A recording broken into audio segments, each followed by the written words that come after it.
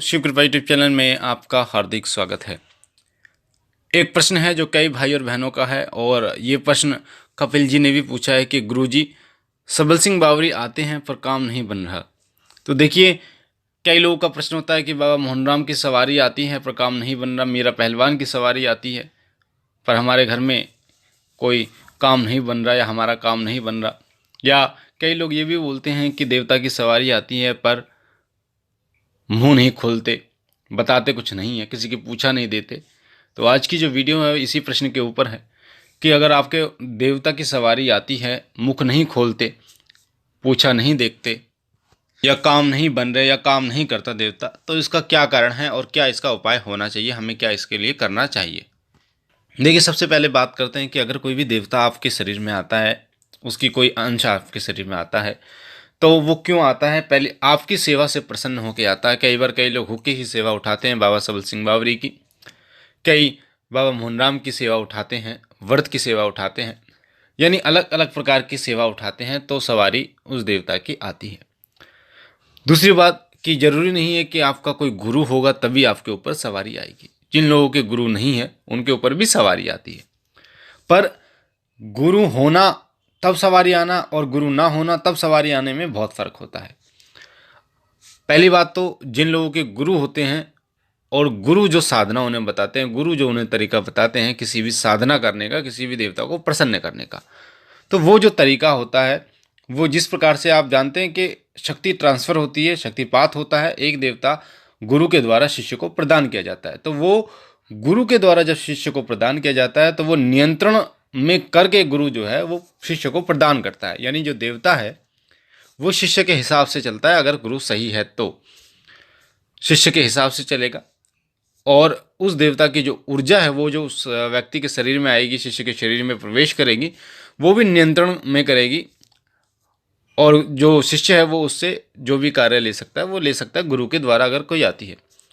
पर जब बात करते हैं कि बिना गुरु के कोई सवारी आ रही है, खेल रहा है कोई व्यक्ति, तो बिना गुरु के जब सवारी आती है तो पहली बात तो उस व्यक्ति के नियंत्रण में बिल्कुल नहीं रहती वो सवारी। जैसे कई लोग आपने देखा होगा कि देवता बैठते हैं और देवता का स्मरण करते हैं और देवता हाजिर हो जाता है, उस देवता की सवारी आ जाती है। तो वो होता है नियंत्रण में, यानी जब व्यक्ति बुलाएगा, जब सेवक बुलाएगा, जब भगत बुलाएगा तब देवता का आना। पर एक होता है कि आप किसी जागरण में जा रहे हो, आपके घर में भजन चल रहे हैं, कभी भी देवता हाजिर हो जाता है, कहीं भी हाजिर हो जाता है, तो वो अनियंत्रण अवस्था होती है।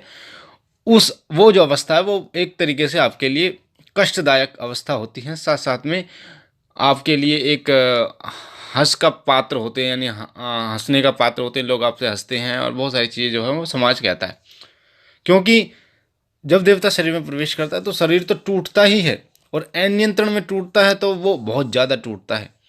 और जब अनियंत्रण देवता आता है तो कोई कार्य भी नहीं करता, ना ही, क्योंकि जब वो आपके नियंत्रण में नहीं रहेगा, आपकी बात ही नहीं सुनेगा, तो आपका कार्य वो कैसे करेगा। तो अगर कोई देवता आपके शरीर में आ रहा है और आपको ये पता है, आप जगह जगह जा रहे हो, कई लोगों के साथ तो ऐसा होता है कि कई चौकी पे लोग ऐसे बैठे रहते हैं जिन्हें कुछ पता होता नहीं है, किसी व्यक्ति के शरीर में देवता आ रहा है, बोलते हैं ये तो भूत है, ये तो वो है, ये तो वो है, और फिर उसको कहते हैं कि इसको हटाना पड़ेगा नहीं तो आपको ये दिक्कत आ जाएगी। बहुत बड़ी बड़ी चीज़ें उस व्यक्ति को बता देते हैं जिससे वो व्यक्ति डर जाता है और फिर वो भगत उससे उतारे के लिए कहता है, उतारा होगा, वो पैसे भी देता है और उतारा करवा देता है। जब वो उतारा करवाता है तो वो जो शक्ति उस व्यक्ति के ऊपर आ रही थी, सकारात्मक शक्ति थी, हो सकता है वो उसके घर के कुल देवता हो सकता है वो उसके घर का पितृ हो सकता है वो उसके एक इष्ट देव हो, तो वो उसके शरीर से उतर जाता है। तो उसके बाद फिर वो खाली का खाली रह जाता है, उसके बाद वो भटकता रहता है, फिर वो उन देवता की सवारी कभी जिंदगी में हासिल नहीं कर पाता। तो बहुत समझने वाली बात ये होती है कि अगर आपके ऊपर किसी भी देवता की सवारी आ रही है या किसी की भी सवारी आ रही है, तो एक तो ये उतारा जो करवाना होता है, या फिर कोई कह रहा है कि मैं इस शक्ति को हटा दूंगा, तो इसे बहुत सोच समझ के आप ये निर्णय लीजिए कि कहीं कोई देवता तो नहीं है, और एक सही चौकी, सही भगत के पास ही आप जाइए तो आपको ये पता चलेगा। और कई लोग ऐसे भी हैं जो बहुत अच्छे लोग होते हैं, जो बता देते हैं कि आपके ऊपर ये शक्ति है, ये सवारी आ रही है। तो फिर आप उनसे जब पूछते हैं कि रास्ता बताइए, तो वो आपको बताते हैं कि गुरु धारण कीजिए। हो सकता है अगर वो आपको सही बता रहे हैं तो आप उन्हीं को गुरु बना लीजिए, क्योंकि जो अगर देवता आ रहा है और आपको भी कुछ ऐसे लक्षण लगते हैं कि देवता आ रहा है, तो आप खुद उनको ही गुरु धारण कीजिए, उनसे प्रार्थना कीजिए, विनती कीजिए कि आप हमें शिष्य के रूप में स्वीकार कीजिए। और जब वो आपको बताता है कि गुरु धारण करने के बाद ये जो शक्ति है नियंत्रण में आ जाएगी, तो वो शक्ति फिर वो नियंत्रण में आ जाती है। यानी जो मेन होता है वो होता है गुरु धारण करना। कोई शक्ति अगर आपके ऊपर आ रही है। दूसरी बात, कई लोगों के दिमाग में ऐसा भी प्रश्न होता है कि मान लीजिए कि आपके ऊपर बाबा मोहनराम की सवारी आ रही है, तो जरूरी नहीं है कि आप जिस गुरु को धारण करोगे वो भी बाबा मोहनराम का भगत हो। या बाबा सबल सिंह बावरी की सवारी आ रही है, या भैरव बाबा की सवारी आ रही है, माता काली की सवारी आ रही है, तो वो व्यक्ति भी माता काली का उपासक हो। जरूरी नहीं है कि वो व्यक्ति भी सबल सिंह बावरी बाबा का उपासक हो। यानी वो व्यक्ति किसी का भी उपासक हो, या फिर कोई पंडित जी भी हो जिसको शिष्य को अपनाना धारण करना आता हो, जिनको गुरुमुख करना आता हो, तो उनको भी आप गुरु धारण कर सकते हैं। गुरु जो है वो परमात्मा की एक अनंत शक्ति का नाम है, जो जब आप उन्हें धारण करते हैं तो उनका तत्व जो है वो आपके अंदर आता है, और फिर वो देवता जो है उस तत्व को शीश नवाता है और उस तत्व के प्रभाव से अपना कार्य करता है। तो इसमें ऐसा कोई फर्क नहीं है कि आपको गुरु वही होने चाहिए जिसकी सवारी जिसकी आपके ऊपर आ रही है। कई लोग जब मुख नहीं खोलते देवता, तो कई लोग वचन देते हैं, कई लोग दुहाई देते हैं, तो इनके कारण जो है वो देवता अपना मुख खोलने लगता है। यानी अगर आप गुरुमुख नहीं हैं फिर भी सवारी आ रही है, तो आप वचन लीजिए उनसे, उन्हें दुहाई दीजिए। दुहाई जो होती है वो जो देवता है उससे संबंधित देवताओं की, या बच्चों की, या उनसे माता पिता या रिश्तेदार जैसे देवताओं के होते हैं। देवता कहने का मतलब देवता क्या है, भक्ताई लाइन में मैं इन चीज़ों को देवता इसलिए बोल रहा हूँ क्योंकि आपको समझ में आए। अब जैसे बाबा सबल सिंह बावरी हैं, मान लीजिए, तो बाबा सबल सिंह बावरी को दुहाई आप किसकी देंगे? इनकी माता की दुहाई दे सकते हैं, पिता हेमराज की, माता कपूरी की दुहाई दे सकते हैं। गोगा झारवीर को सबसे ज़्यादा मानते हैं, गोगा झारवीर की दुहाई इन्हें दे सकते हैं। माता काली को मानते हैं, माता काली की दुहाई दे सकते हैं। ऐसे ही भैरव बाबा अगर आ रहे हैं तो भैरव बाबा को माता काली की दुहाई, भगवान शिव की दुहाई दे सकते हैं।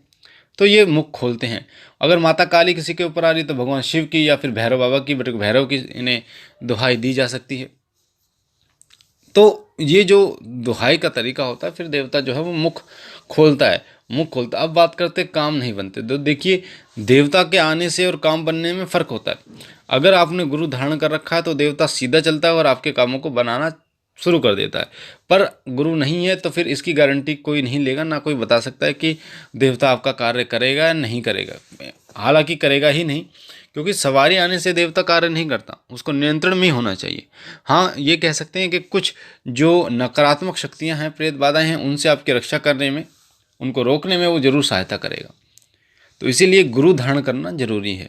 इस वीडियो में आपको इन 3-4 प्रश्नों के उत्तर आपको जरूर मिले होंगे, और मुझे आशा है कि जो हमारे कपिल भाई और उनसे जैसे कई ऐसे भाई और बहन हैं जो हमारे शिव कृपा परिवार से जुड़े हुए हैं, हमारे साथ जुड़े हुए हैं, उनको इन प्रश्नों के उत्तर मिले होंगे, वो संतुष्ट हुए होंगे।